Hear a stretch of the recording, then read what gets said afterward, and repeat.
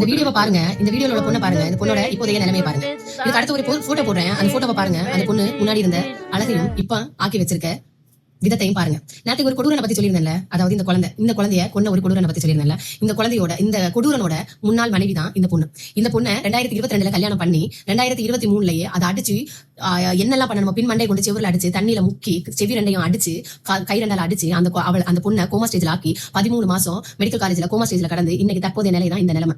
இந்த கொடூரனுக்கு வந்துட்டு நார்மலாவே மிருகத்தை நான் சேர்க்கவே கூடாது. இதோ இன்னொன்னு, இப்படி எல்லாம் இவனோட முந்தைய வாழ்க்கையில இருக்குன்னு தெரிஞ்சுமே ஒரு கல்யாணம் பண்ணிருக்கானா, அவ இவங்கிட்ட என்னத்தை கண்டு கல்யாணம் பண்ணா?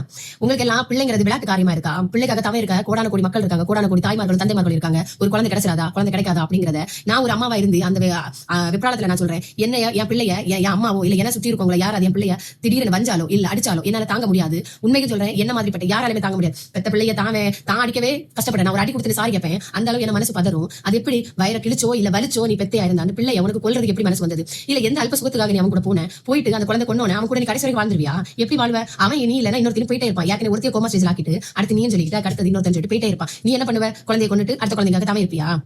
நீ எல்லாம் ஒரு பொம்பளை ஜென்மத்துக்கு இழிவு. ஏற்கனவே சென்னையில அபிராமி அந்த நேரம் இப்படி சோசியல் மீடியா இல்ல, அப்பவே நாங்க வந்து அவேர்னஸ் வீடியோ கொடுத்துருப்போம். நீங்க என்ன மனசு இப்படிப்பட்ட மிருகங்களை எல்லாம் வாழ வைக்கணுமா? ரெண்டாவது கல்யாணம் பண்ற எல்லாரையும் நான் குறைச்சல வரல. ரெண்டாவது கல்யாணம் பண்ற எல்லாருமே இப்படி இல்ல. பெரிய பெரிய பிள்ளைங்க இருக்கவங்களையும் கெட்டவங்களும் நல்லா இருக்காங்க. இதே சோசியல் மீடியால வீடியோ போட்டுருக்காங்க. இல்ல நான் சொல்ல வரல. இப்படி குழந்தைய கொண்டுதான் உனக்கு இன்னொருத்தன் தேவை. நீ அதுக்கு வேற ஏதாவது தேடி போயிருந்திருக்கலாம். என்ன பொம்பளை நீ? இவன் எல்லாம் தயவு செய்து கஸ்டடியில எடுத்து இப்படி ஒரு வாழ வேண்டிய ஒரு பொண்ணோட வாழ்க்கையை சீரழிச்சு வாழணும்னு சொல்லிட்டு இந்த உலகத்துல பிறந்த இந்த குழந்தைய வாழவே விடாம 1.5 வயசுலயே அதை கொன்ன இந்த கிராதகனையும் வெளியே விட்டுறாதீங்க தயவு செய்து. இந்த கஸ்டடியில் எடுக்கிற பாருங்க. நிறைய பேர் வந்துட்டு இப்போ நாங்க பார்த்தோம் அந்த குழந்தைய கஷ்டப்படுத்தினா, நாங்க பார்த்தோம் அந்த குழந்தைய அடிச்சா, நாங்க பார்த்தோம் சூடு வச்சான்னு சொல்றீங்களே, வாயில நான் தேங்காய் வாங்கி வச்சிருந்தீங்களா? அப்ப நீங்க சொல்ல வேண்டியதானே? அப்ப நீங்க போய் ஒரு கம்ப்ளைண்ட் கொடுத்துக்க வேண்டியதானே? என்னதான் நடக்குது? ஒரு பிரச்சனை வந்த பிறகு வந்துட்டு நீங்க அக்கம் பக்கத்துல பேட்டி எடுக்கிறீங்க. அவங்க எல்லாரும் சொல்றாங்க இதுக்கு முன்னாடி என்ன கண்ணை மூடிட்டு கோமா ஸ்டேஜ்ல நீங்க இருந்தீங்களா? சுத்தி இருந்தவங்க எல்லாரும் கோமா ஸ்டேஜ்ல இருந்தீங்களா? கம்ப்ளைண்ட் கொடுக்க வேண்டியதானே? அப்பவே போய் ஒரு சைல்டு இதுல கம்ப்ளைண்ட் கொடுத்துக்கலாம். இல்ல அந்த குழந்தைய தெரிஞ்சவங்க அவங்க தாத்தா பாட்டி இல்ல சித்தி சித்தப்பா யார் கிட்டயாவது நீங்க சொல்லிருக்கலாம் இங்க நடந்த அக்கிரமங்களை.